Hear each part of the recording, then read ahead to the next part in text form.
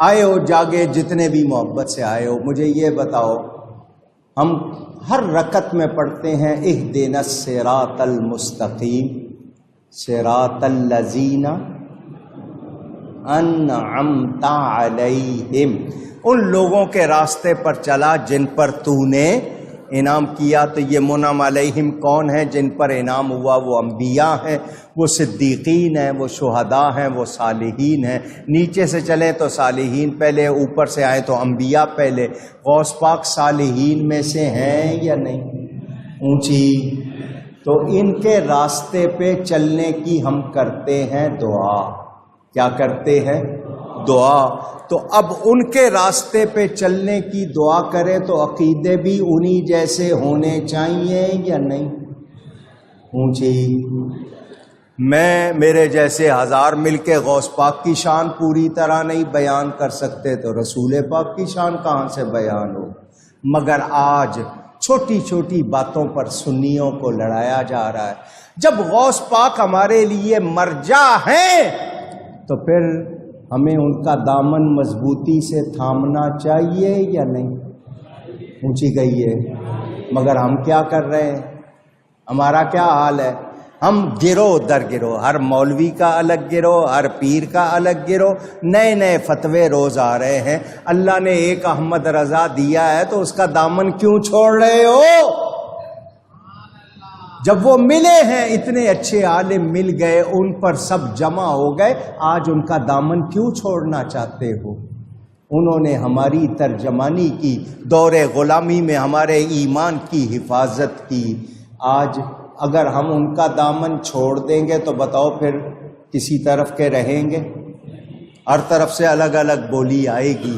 تو یہ ہمارے لیے پیغام، 11ویں مناؤ یا 12ویں والے کے صدقے میں ہی 11ویں والا ملا۔ یہ مناتے ہوئے یہ خیال رکھنا ہے کہ ہم نے غوث پاک کا دامن چھوڑنا، اونچی، خواجہ صاحب کا دامن چھوڑنا۔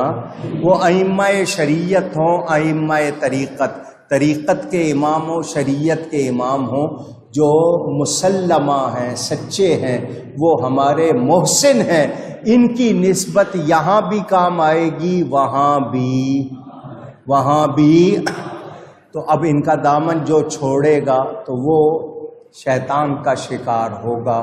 تو یہ پیغام دے رہا ہوں، سوشل میڈیا آپ کو برباد کرنے پہ لگا ہوا ہے، طرح طرح کی باتیں آپ سمجھ رہے ہو کوئی سنیوں کے نام سے دے رہا ہوگا کوئی اور، آپ کو کیا پتا، تحقیق نہیں، آپ اس کو سچ سمجھ لو گے۔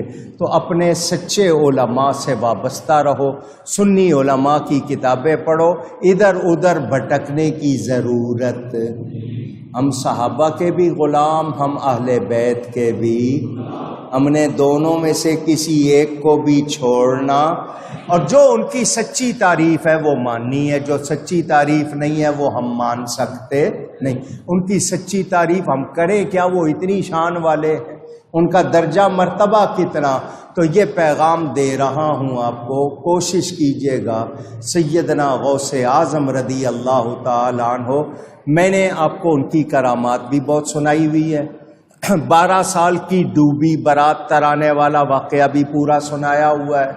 وہ ویسے ڈوبتوں کو پار لگانے والا، چوروں کو قطب بنانے والا، توبہ کرانے والا، ایک ہی وقت میں 70 جگہ جانے والا، لیکن عاجزی کتنی کرتے ہیں ذرا وہ بھی سن لو۔ امام عبد الوہاب شورانی نے لطائف المنن میں ان کے بارے میں لکھا، وہ باتیں پڑھو تو لرز جاؤ گے۔ ایک دن ایک نیا مرید ہوا، پاس بیٹھا تھا غوث پاک کے، اس دن اکٹھے 5-7 ہزار آدمی مرید ہوئے، 5000 یا زیادہ۔ وہ جو نیا مرید ہوا تھا اس نے کہا ان سب کو جنت میں لے جاؤ گے؟ مرید کیے جا رہے ہو ہزاروں لوگوں کو، تو کیا جنت میں لے جاؤ گے؟ تو غوث پاک نے جو جواب دیا وہ میری آپ کی تعلیم، فرمایا میں تو اس لیے ہر ایک کے ہاتھ میں ہاتھ دے دیتا ہوں شاید کسی جنتی کے ہاتھ میں میرا ہاتھ چلا جائے۔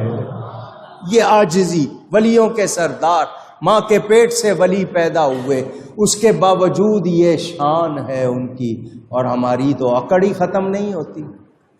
یہاں بڑے بڑے بینر بورڈ لگا کے خود جناب اپنے کرامتیں خود بیان کرنی پڑتی ہیں کیونکہ کوئی اور کرتا نہیں ہے. یہ حال ہو گیا ہے. خود ولایت حاصل نہیں ہے لیکن دنیا کی خاطر، کرسی کی خاطر کس کس چیز کے لیے لوگ لگے ہوئے ہیں. تو غوث پاک کا دامن ہم نے چھوڑنا.